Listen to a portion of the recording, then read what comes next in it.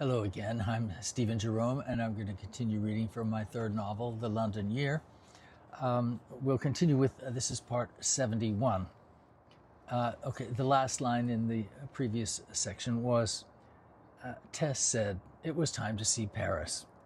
That I hadn't suggested a huge gap in my education. I couldn't have agreed more. Besides, France was literally Tess's home away from home. According to her, visiting Paris was simply a requirement for anyone living on planet Earth.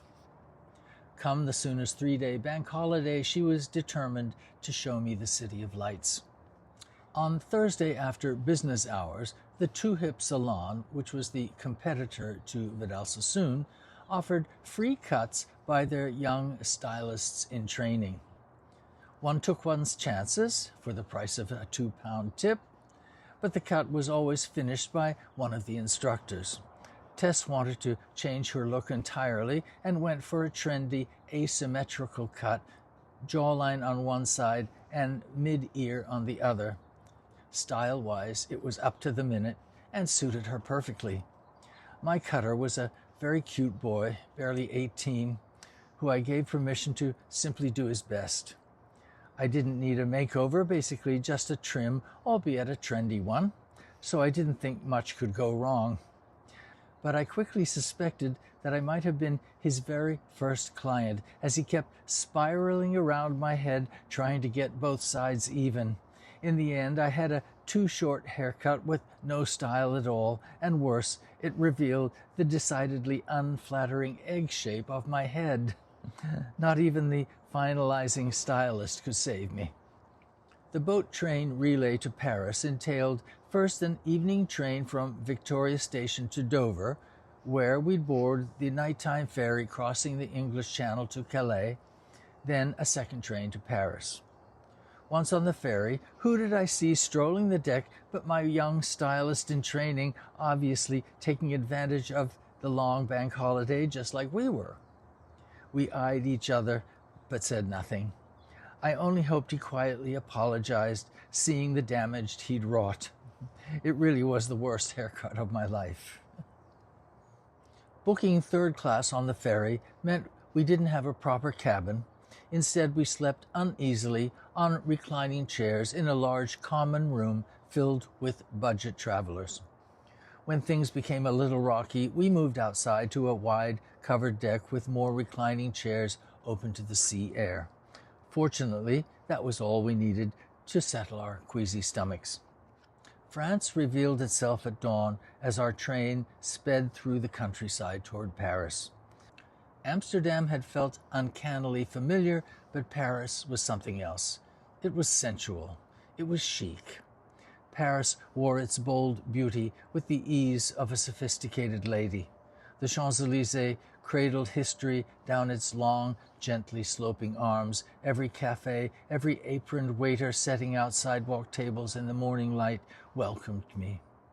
The monuments, the grand design, and imperial proportions left no doubt about the presence of a culture all its own. And Tess spoke the language. The ease with which she bantered with our taxi driver, pointing things out to me on the way to our address. It was a side of Tess I'd never seen, including slightly different mannerisms. Speaking French was not just a language, but a way of expression. This was not the Tess I'd seen, bottled up by the confines of her family's routine. France revealed a freer woman than her Englishness allowed. It was the same Tess I was getting to know from her eager lovemaking. Our destination was a grand building on the Avenue Victor Hugo, just off the Étoile. The concierge greeted us with chit-chat, all in French, of course, saying that she was expecting us and gave Tess the key. We were directed to the glass doors of a marble-clad foyer across the wide cobblestone courtyard. Inside, a grand stairway curled around an Art Nouveau elevator framed like an oversized birdcage. This we took to the 5th floor. From there we had to climb a narrow flight leading to the top 6th floor, and a door-lined hallway where our apartment was at the end, on loan from a friend. These rooms were once the building's servants' quarters. Now each door led to a small apartment, pricey and desirable in such a good address. Ours was a single spacious corner room with 2 chest-high square windows on each exterior wall, all of them sloping at an angle under the mansard roof. A kitchen and enclosed bathroom were against one wall. There was a small dining table between the 2 windows near the kitchen area. The low bed lay between the 2 windows on the other wall. The view outside was a gorgeous, classically Parisian facade. 5 floors of windows, each with small wrought iron balconies.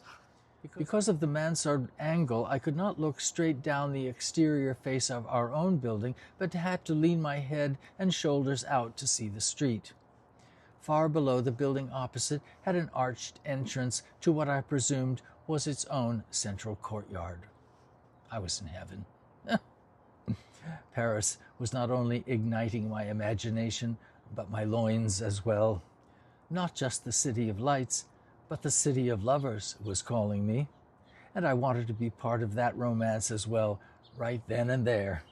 Before we even unpacked, I was pulling off my clothes, and Tess's too, as we fell on the bed to be one with the city's sensual essence. We didn't venture out until mid-afternoon. Tess finally had to insist. We had lunch at a nearby cafe, which included my first real French baguette, buttery escargot, onion soup, light French table wine, lemon gâteau for dessert, all of it so affordable. The metro lines were still running decades-old wood carriages with flip-latch doors. We went to the Louvre, crossed the Great Plaza years before IMP's glass pyramid, entering the palace with its endless halls and overwhelming collection. One could see the world and never leave Paris, or so it seemed. So rich, so adorned, grand and picturesque at every turn. Thank you again for watching. We'll continue tomorrow. Bye-bye.